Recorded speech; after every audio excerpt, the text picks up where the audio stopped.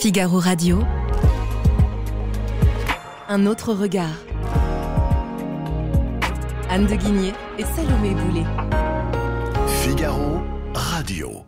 Bonjour Anne de Guigné. Bonjour Salomé Boulet. Cette semaine, dans votre chronique Un autre regard, vous nous parlez du charme discret des passoires thermiques, c'est-à-dire... C'est à prendre au second degré, bien sûr, Salomé.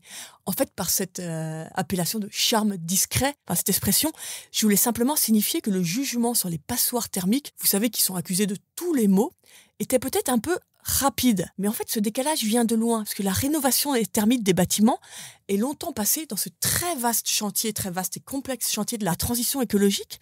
Donc la rénovation thermique est passée comme un espèce d'Eldorado, où par miracle, les contraintes de pouvoir d'achat et les contraintes de décarbonation ne s'opposaient pas. Pour une fois, quand vous faites des travaux, c'est bon pour la planète et c'est bon pour votre porte-monnaie, c'est ce qu'on croyait, parce qu'en fait, vous allez faire baisser votre facture et ainsi récupérer l'investissement initial. Mais les études récentes ont montré que tout ça était bien plus compliqué que ce qu'on espérait. Vous avez une étude de 2020 qui est très intéressante par un économiste, Mathieu Glachant, qui estime par ainsi que pour 10 000 € investis dans des travaux de rénovation énergétique, les ménages obtiennent en fait une baisse assez modeste de 11,1% de leur facture, soit 165 €.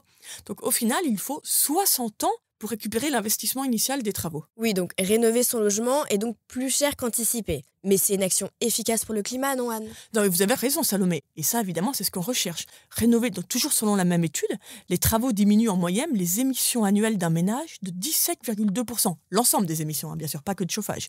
Soit 400 kg de CO2 par an. Donc c'est pour ça que ça reste très intéressant. Et c'est pour ça que les gouvernements veulent tant inciter les ménages, les personnes, chacun de nous, à réaliser ces travaux d'isolation. La question, un peu, c'est du moyen. Donc le gouvernement français, notamment, use et abuse de la carotte et du bâton pour inciter chacun à commencer ses travaux.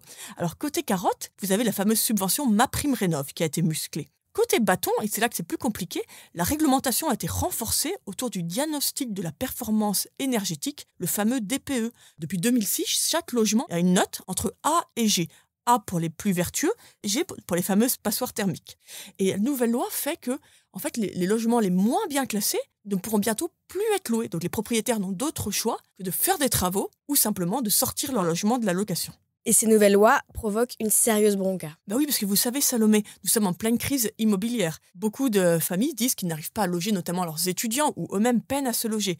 Donc il paraît un peu ubuesque de sortir ainsi, même si c'est pour la bonne cause, la décarbonation, des millions de biens du marché locatif. Et c'est une situation d'autant plus absurde que le fameux indicateur DPE est critiqué. Il y a une enquête de 2022 de l'association de consommateurs UFC Que Choisir qui avance que cette note DPE, cette fameuse note dont dépend tant de choses, en fait peut varier pour un même logement de B à E, tout simplement en fonction de la personne qui vient chez vous réaliser le diagnostic. Et un rapport récent du Conseil d'analyse économique enfonce encore plus le clou, puisqu'il nous dit que la hausse de la consommation d'énergie au mètre carré entre un logement classé A et B, donc les meilleurs élèves, et un logement classé G, nos fameuses passoires, est en fait 6 fois plus faible que ce qui était prédit. Mais pourquoi un tel décalage ? Tout simplement parce que les personnes s'adaptent à leurs factures. En fait, les gens ne sont pas idiots. Donc, quand vous avez un logement qui est très mal isolé, les gens consomment beaucoup moins. Un logement, au contraire, qui est très bien isolé, vous avez tendance, du coup, à vous mettre en t-shirt, à enlever vos pulls. Et ça a été très bien noté par beaucoup d'économistes. C'est ce qu'on appelle l'effet rebond. Les personnes qui réalisent des travaux chez elles, en fait, un peu pour fêter ça, tout de suite, chauffent largement mieux. Et du coup, en fait, leur consommation tend à rester quasiment égale. Donc, face à ces critiques, sur le DPE, le ministre en charge de l'écologie a promis de revoir les calculs pour les petites surfaces. Mais à mon sens, je pense que le problème est plus grand. D'abord, il y a une question de priorité. Les Français seront d'abord beaucoup plus sensibles à la question de la décarbonation une fois que chacun sera logé. Il ne faut pas mettre la charrue avant les bœufs. Ensuite, les ménages ont prouvé qu'ils étaient capables d'adapter leur consommation. Donc je crois qu'il faut mettre le bon prix, un signal prix pour inciter chacun à la décarbonation et ensuite laisser libre les gens de choisir entre le fait de payer ce prix pour se chauffer, de lancer les travaux qui vont réduire leur facture ou simplement de mieux se couvrir. Merci Anne de Guigné. Merci Salomé. Je rappelle que l'on peut retrouver votre chronique Un autre regard sur Figaro Radio, le site du Figaro et toutes les plateformes d'écoute. À bientôt.